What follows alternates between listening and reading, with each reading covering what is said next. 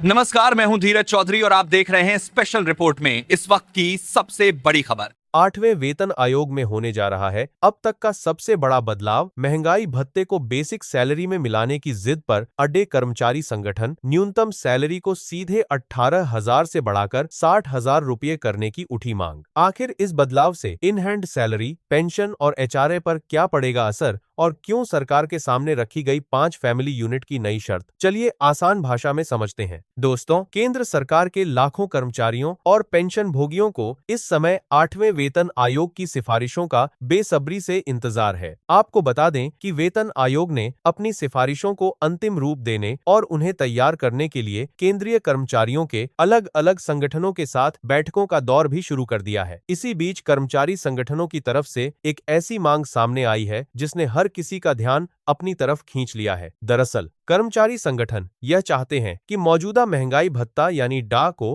पूरी तरह से बेसिक सैलरी के अंदर ही मर्ज यानी मिला दिया जाए। अब आपके मन में यह सवाल जरूर आ रहा होगा कि आखिर कर्मचारी अचानक यह मांग क्यों कर रहे हैं और इससे उन्हें क्या फायदा होने वाला है। आइए इसे थोड़ा गहराई से समझने की कोशिश करते हैं। देखा जाए तो डीए को बेसिक सैलरी में मिलाने की इस मांग के पीछे एक बहुत बड़ा गणित छिपा हुआ है। संगठनों का तर्क है कि कर्मचारी की सैलरी के कई महत्वपूर्ण हिस्से सीधे तौर पर उसकी बेसिक सैलरी से ही लिंक्ड होते हैं, जैसे कि आपका मकान किराया भत्ता यानी एचआरए, परिवहन भत्ता, आपकी पेंशन और हर साल मिलने वाला इंक्रीमेंट। इसका सीधा सा मतलब यह हुआ कि अगर एक बार महंगाई भत्ता आपकी बेसिक सैलरी का हिस्सा बन जाता है तो आपका पूरा सैलरी स्ट्रक्चर ऑटोमेटिकली काफी ज्यादा बढ़ जाएगा। आसान शब्दों में कहें तो कर्मचारियों का मानना है कि देश में महंगाई पिछले कई सालों से लगातार उच्च स्तर पर बनी हुई है। ऐसे में डीए इतना ज्यादा बढ़ चुका है कि अब इसे सैलरी का एक अलग हिस्सा बनाए रखने का कोई औचित्य नहीं रह जाता है। रहने सहने के खर्च में आई इसी भारी बढ़ोतरी को देखते हुए कर्मचारी अब इसे बेसिक सैलरी में शामिल करवाना चाहते हैं। इस मामले में all India NPS employees federation ने 8वें वेतन आयोग को एक विस्तृत ज्ञापन भी सौंपा है। इस ज्ञापन के आंकड़ों पर नजर डालें तो 31 दिसंबर 2025 तक महंगाई भत्ता यानी डीए लगभग 58% के स्तर तक पहुंच गया था। फेडरेशन ने साफ तौर पर यह तर्क दिया है कि डीए का इतना ऊंचा स्तर खुद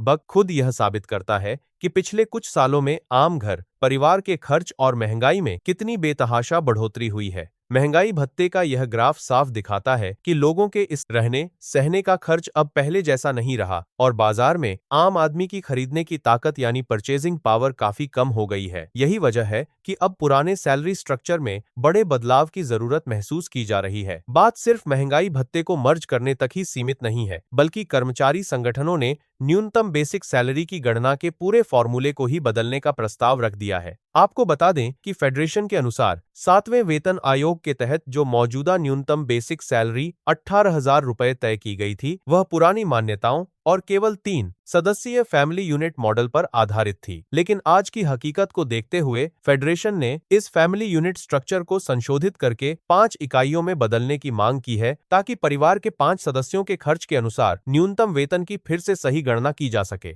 अब जरा फेडरेशन के इस नए सुझाए गए फॉर्मूले को भी समझ लेते हैं। इनके प्रस्ताव के मुताबिक 6,000 रुपये प्रति यूनिट के हिसाब से 5 फैमिली यूनिट का कुल योग 30,000 रुपये बनता है। इसके बाद फेडरेशन ने इस संशोधित राशि में मौजूदा करीब 60% डीए को भी जोड़ने का सुझाव दिया, जिससे यह शुरुआती आंकड़ा बढ़कर लगभग 47,400 रुपये तक पहुंच जाता है। लेकिन कहानी यहीं खत्म नहीं होती। बेहतर पोषण, सेहत और आज के दौर के उपभोग खर्चों को ध्यान में रखते हुए कर्मचारी संगठन ने आयोग के सामने यह मजबूत तर्क रखा है कि केंद्र सरकार के कर्मचारियों के लिए निर्धारित न्यूनतम सैलरी कम से कम 55,000 रुपये से लेकर 60,000 रुपये के बीच होनी ही चाहिए। अगर सरकार इस मांग को स्वीकार कर लेती है तो यह केंद्रीय कर्मचारियों के लिए अब तक का सबसे बड़ा तोहफा साबित होगा। तो दोस्तों, 8वें वेतन आयोग और न्यूनतम सैलरी को बढ़ाने की इस मांग पर आपकी क्या राय है? क्या आपको लगता है कि सरकार को कर्मचारियों की यह मांग मान लेनी चाहिए? हमें कमेंट करके जरूर बताएं। अगर आपको यह जानकारी महत्वपूर्ण लगी हो तो इस वीडियो को लाइक और अपने दोस्तों के साथ शेयर करना बिल्कुल न भूलें।